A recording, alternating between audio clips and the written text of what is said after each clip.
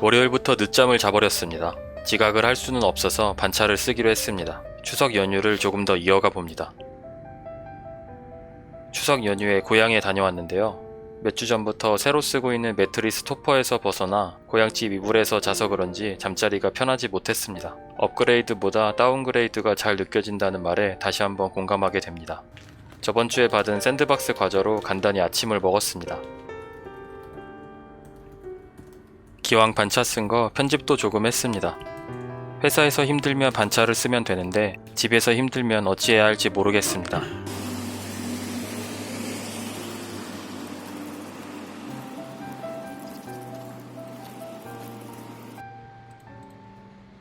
열심히 돈을 버는 일에 집중합니다. 몇 년 전까지만 해도 회사 생활 언제까지 해야 하나 싶었는데 얼마 전부터는 언제까지 회사 생활 할 수 있을까? 날 언제까지 써줄까?로 바뀌었습니다.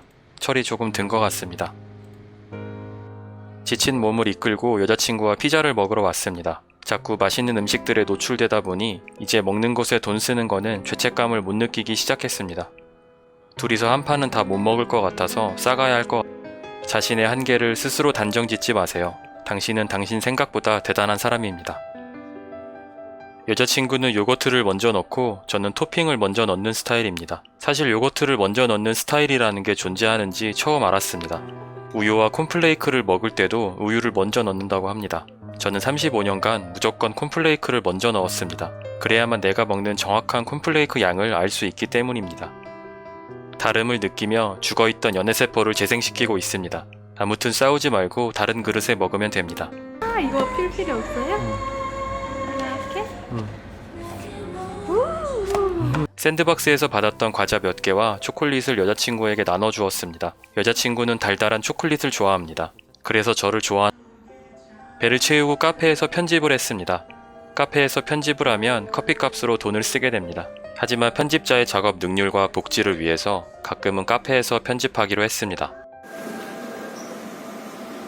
대부분 비슷하겠지만 전 끝자리가 좋습니다. 대인 기피증이 있다거나 한 건 아니지만 아무튼 그렇습니다. 딱 내가 원할 때만 내 옆에 누가 있어줬으면 좋겠습니다.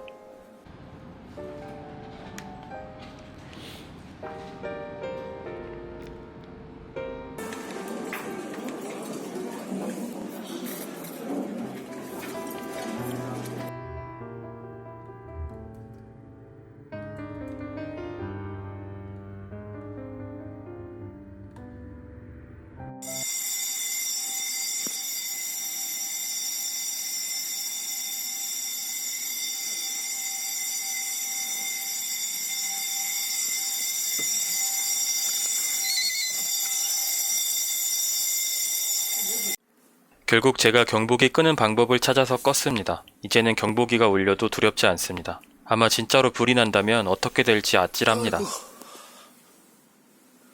잠은 다 깨버렸습니다.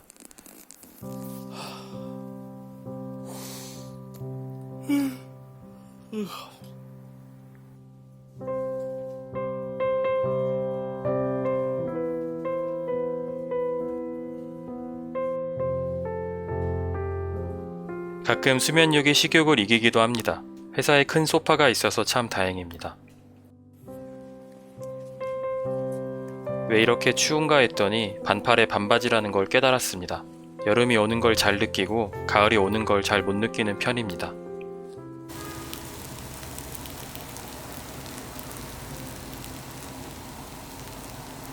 저녁 먹고 편집하다가 책을 읽었습니다. 제목은 너도 떠나보면 나를 알게 될 거야 입니다.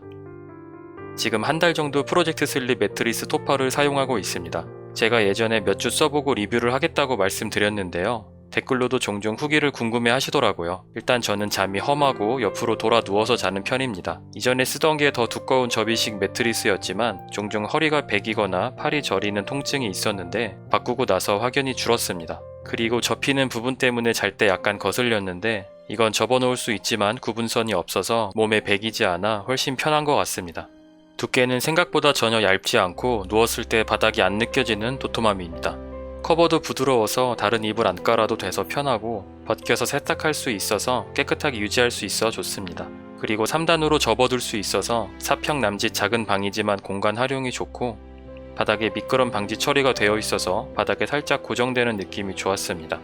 그리고 공익적인 가치를 가지고 서울시와 협업으로 매트리스를 공동 개발해서 서울시 매트리스로 많이 알려져 있더라고요. 정부와 협력한 정도면 어느 정도 입증되었다고 볼 수 있을 것 같습니다. 가격도 10만원대라 합리적인 것 같습니다. 병원에 한번 가면 우습게 몇만원 깨지는데 애초에 관리를 잘하는 게 중요한 것 같습니다. 혹시 편안한 매트리스 토퍼를 찾고 계시다면 프로젝트 슬립 제품 둘러보시면 좋을 것 같습니다. 몸이 너무 안 좋습니다. 반차를 쓰려고 했는데 오후가 돼도 계속 컨디션이 안 좋아서 월차를 썼습니다. 식습관, 과로, 우울증 약, 운동 부족 중에 범인을 찾아봅니다. 무거운 몸을 이끌고 일단 물을 한잔 했습니다. 그리고 이불을 정리합니다. 범인 1을 용의선상에서 제거하기 위해 첫 끼는 과일을 먹기로 했습니다. 범인 2를 제거하기 위해 미드를 보며 휴식을 취합니다. 집에 늘 있었지만 안 먹던 견과류도 먹었습니다. 몸을 좀 움직여야겠다 싶어 냉장고도 청소했습니다. 얼음벽과 날파리는 왜 있는 걸까요? 좀 변태같이 들릴 수도 있지만 키보드에서 먼지가 많이 나오면 이상하게 개운합니다. 몸도 방처럼 원할 때 깨끗하게 할 수 있으면 좋겠습니다.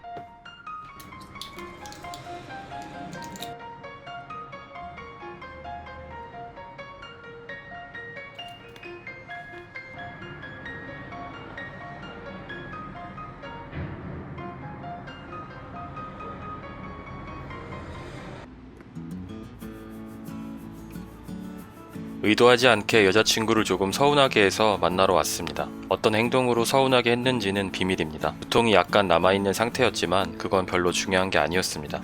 잘못한 것과 서운하게 한 거는 비슷하기도 하고 다르기도 합니다. 여자친구가 화가 난 것 같다면 잘못한 일이고 슬픈 것 같다면 서운하게 한 쪽에 가깝습니다. 같이 초밥을 먹으면서 감정을 추스렸습니다. 그리고 손상된 연애세포를 어서 재생시켜야겠다고 다짐했습니다.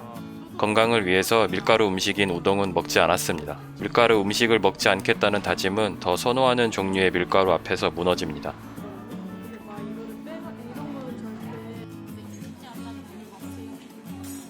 일주일에 한 번씩 팀장이랑 같이 먹어야 하는 점심을 팀원들이 어떻게 생각할지 조금 의문입니다.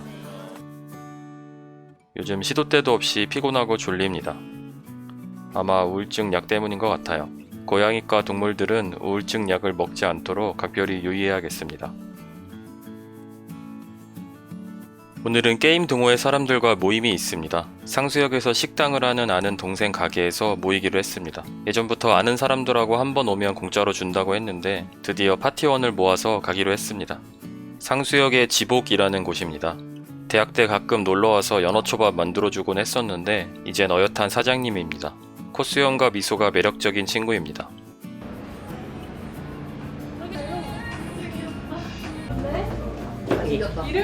이름이 어떻게 돼? 연우 준우예요. 해 해봐.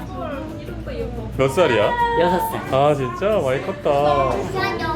불러. 야 잘생겼다 둘 다. 감사합니다. 주문한 음식들이 나왔습니다.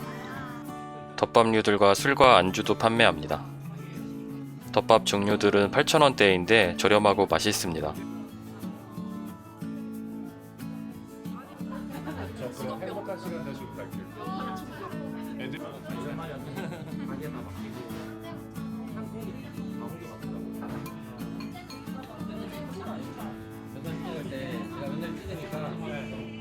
사람들이 항상 기다려줘요.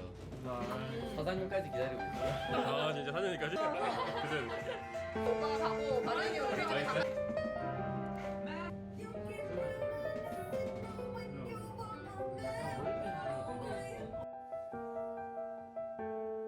산책하다가 초록색 똥을 발견했습니다. 애벌레였습니다. 일단 관찰했습니다. 살짝 건드려 봅니다.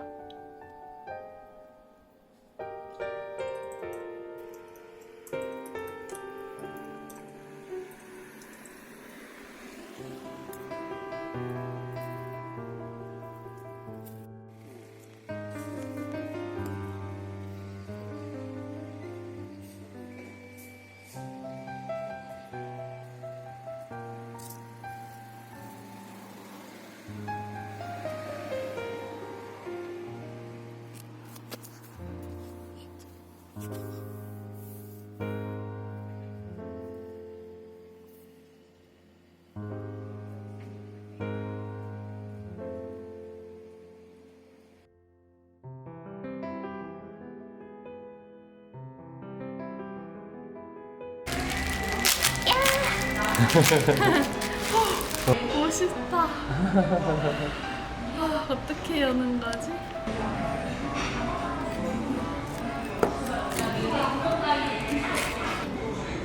제 접시를 어?